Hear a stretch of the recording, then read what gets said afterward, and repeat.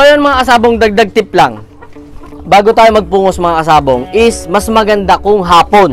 Mga kasabong, mas maganda po kung hapon at umagang umaga. Dahil mga kasabong, pag yan po ay tanghali tayo nagpungos, masyado po siya madugo.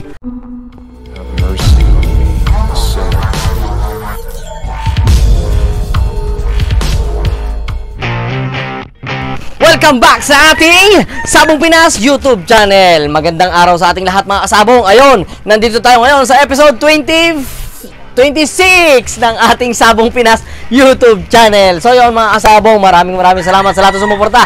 Hindi na tayo magpapaligoy-ligoy pa. Dadamor tayo sa shoutout! Mga kasabong, sina-shoutout ko si Jan Jayona from Malibay, Pasay, Mark Andrian de la Cruz, Patrick Di Maano from Malbar, Batangas. Ayan, malapit lang tayo dyan. Tapos kay Boss Ergil ng Boss Ergil Baranes.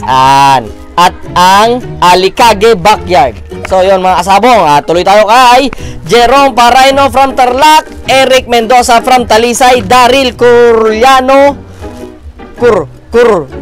from Carmen, Surigao del Sur. At siyempre mga kasabong, ito kaabang-abang to mga kasabong, after ng COVID talsiklaway ko payaka no.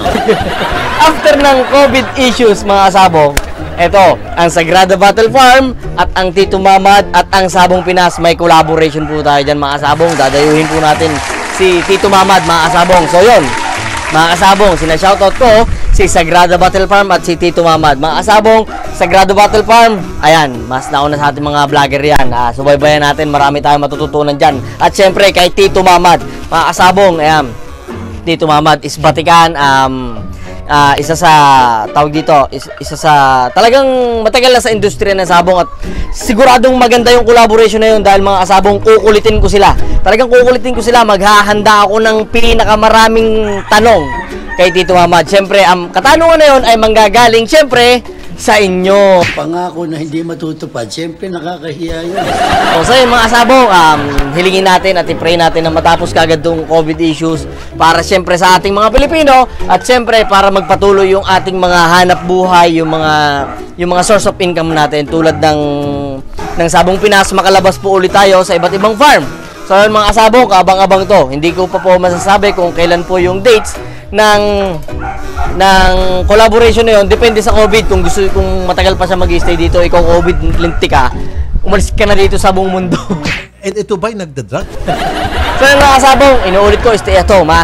So yun, dadako na tayo sa content natin sa hapon na to. So yun mga kasabong, ang pag-uusapan natin is dun pa rin tayo sa pagbibinata pa din ng ating stag. Ito continuation to nung pinag-usapan natin nung nakaraan, yung all about hardening. Ito naman mga kasabong is yung mga tips kung paano ang gagawin bago magpungos.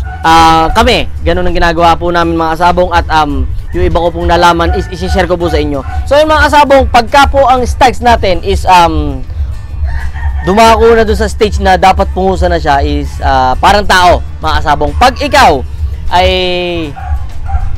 pumunta na doon sa part na magbibinata ka na, so tutuloyan ka na. Ganon din mga kasabong yung ating mga stags. Kailangan nating tuloyin sila para lumabas yung ganap na pagkamanok na nila. Yung parang kumbaga sa manok is tatapan na. Mga kasabong ito yung pinababait ko kasi yun mga kasabong. Kaya itong ugali ko sa mga gantong mga stags is tuwing hapon, hinahawakan ko sila para masanay sila na hinahawakan, bumait sila sa tao.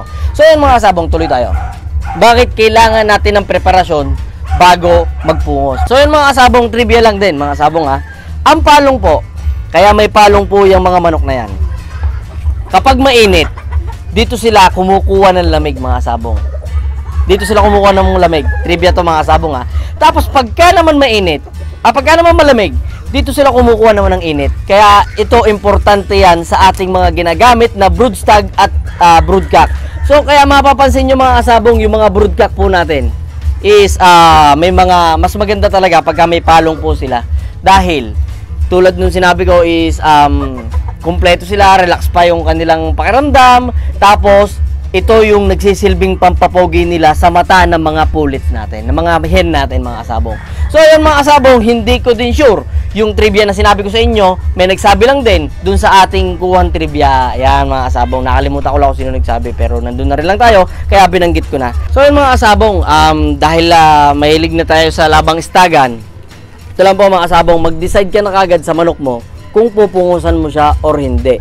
Dahil mga kasabong, pagka ikaw medyo na delay ng pagpupungos, tapos ilalaban mo siya ng stag, tapos meron pa siyang natitirang hindi pa masyado magaling, tapos ilalaban mo na sa hack fight, sa derbys, mga kasabong, hindi pa bumabalik yung red blood cells nila, ilalaban mo na. Although nakikita natin mga kasabong na okay na, magaling na yung kanyang mga pinagpungusan dito, pero mga kasabong, hindi pa niya nababalik yung nawalang dugo sa kanya. Mamaya tapusin mo tong vlog na to mga kasabong, magbabahagi ako ng technique na ayon din sa aking nalaman at natutunan. So yun mga kasabong, ano ba yung dapat nating sinasalang-alang bago natin pungusan yung ating mga stags? So yun mga kasabong, ang pinaka-importante po sa stags bago natin pungusan is dapat lumalaban na siya. Dahil mga kasabong, yun yung nalaman natin dyan kay Jap Gagalak, sa mga tropang natin, sa mga tropang ka-chicken talk.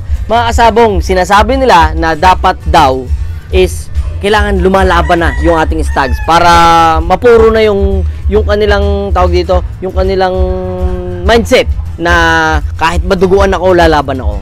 So yun mga kasabong, yun yung minsan kasi nagiging pangit po na pagka pinungusan po agad natin yung ating mga stags na hindi pa lumalaban is nagiging lalo silang natatakot. So yun mga kasabong, importante na dapat nalalaban na yung ating stags bago natin tuloyan. Yan mga kasabong. So ayun mga kasabong, ganito po yun hindi po ako makakapag-demo kung paano po yung pagpupungos na maganda. Dahil mga kasabong, yung YouTube po, ayaw po niyan makakakita ng dugo na dinudugan po natin yung manok natin. Hindi ko alam kung bakit po talagang masyadong mahigpit yung YouTube. Ewan ko, baka virgin pa yung YouTube. Ano ka nasisira, ulo? So mga kasabong, kaya po hindi ako makapag-demo ngayon. Ang sasabihin ko lang po is yung mga tip. Dahil tayo naman ay meron namang mga matatanda dyan sa atin na marunong magpungos. Madali lang po magpungos pero dapat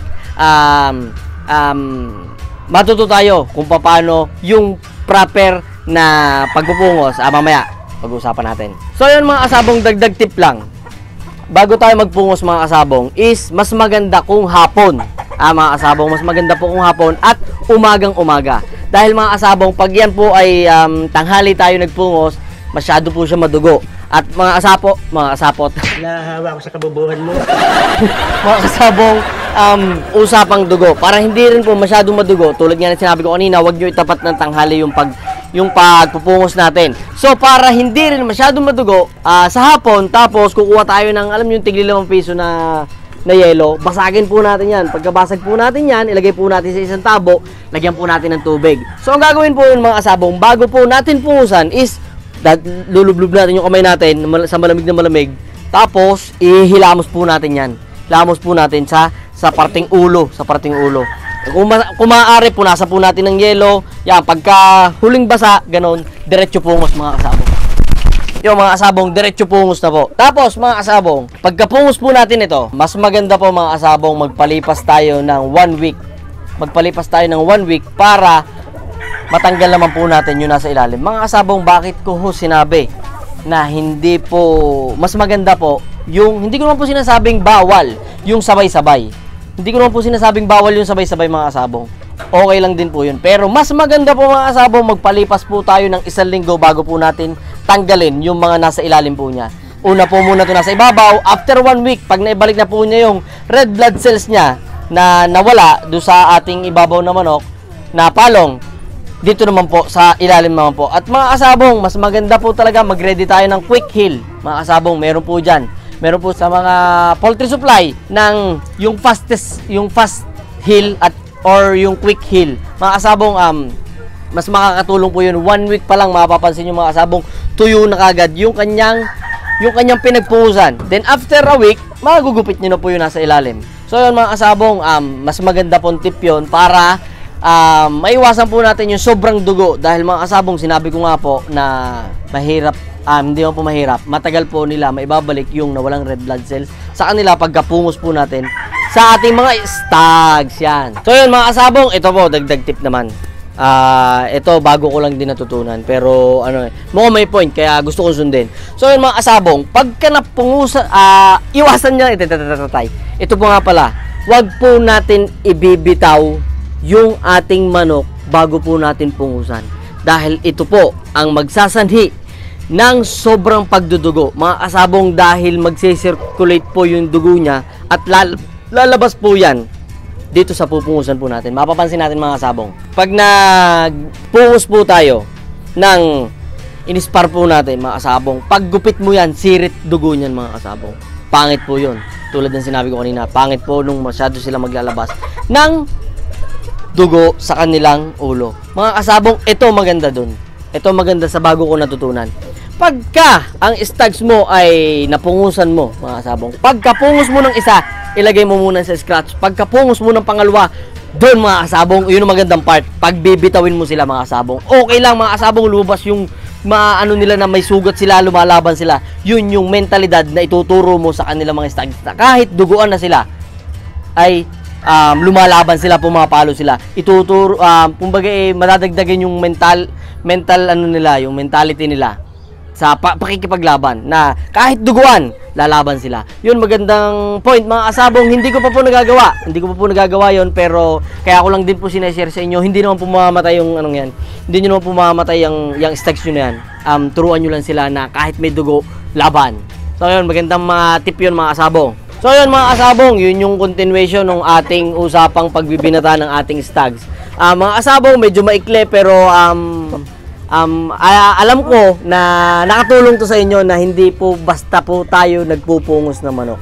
At yun po ang binigay ko sa inyong tip mga kasabong, kung po tayo ay merong brood stag o bibili po tayo ng mga ginagamit nating ganador, mas maganda po talaga yung merong palong, dahil tulad ng sinabi ko kanina, yun yung nagpapapogi sa mata ng ating mga pulit. Pero hindi ko po sinasabi na pangit naman po gumamit ng may palong. Mayroon lang pong mas maganda, which is yung may palong. So yun mga kasabong, ito pa, dagdag lang din po. Ang ginagamit po namin na pampabuka din talaga ng katawan at mas pampatapang po ng aming mga stags dito, gumagamit po kami ng testosterone. So yun mga kasabong, hindi po siya ini-inject ng pagka-cord po. Hindi po. Pinalilipas po namin yung may stress stage nila. After po ng stress stage nila, nakikita po namin na nagigirian na sila. Yan, kahit hindi pa po pungos, mga kasabong, tuturuan na po namin yan ng testosterone, mga kasabong. Yung testosterone na po yun, nabibili po yan sa mga poultry supply. Humana po tayo dyan ng mga pang-inject po talaga sa ating mga stags. So yun mga kasabong, ini-inject po namin yun 0.5 every 10 days. 3 beses po yan. Halimbawa lang po halimbawa March March 1 kung sakali lang, March 1, then sa susunod March 10, then sa susunod March 20. Every 10 days po 'yon.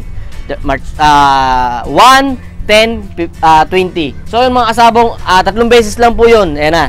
Doon na po mag-i-start, makikita nyo po or mapapansin nyo, sobrang tapang po ng stags natin. Tapos yung mga katawan po nila, nagbi-build na maganda yung pagkakaalsa. So yun mga kasabong, hindi ko po minamandate po yun. Kung wala po, makitaan po tayo ng testosterone, okay lang po mga kasabong. Pero sineshare ko lang po dahil po yun po ay magandang outcome sa aming mga stags. So yun mga kasabong, doon na po natatapos yung ating talakayan. Mga kasabong, medyo maikli pero for sure marami kayo natutunan. Mga kasabong, maraming salamat sa patuloy na pagsuporta nyo at sa patuloy na panonood nyo mga kasabong, dahil yung aking nalalaman sa mga tropang dikit, sa mga tropa dyang mga mas marurunong sa atin, yung tinuturo po sa akin na alam ko may point, itinuturo ko po sa inyo. So yun mga kasabong, kita-kits po tayo sa susunod na episode ng ating Kasalanan mo yan, lahi ka ni mayabang eh. behave ka lang. Ayan, ang ating Sabong Pinas. So yun mga kasabong, pinababait ko to kaya kusapo din ko sa yun, sinashoutout ko ulit si JR Alvarez ng tagito Agoncillo. Lagi ko akalimutan yung lugar mo talaga. So yun mga kasabong, kita-kits, Sabong Pinas.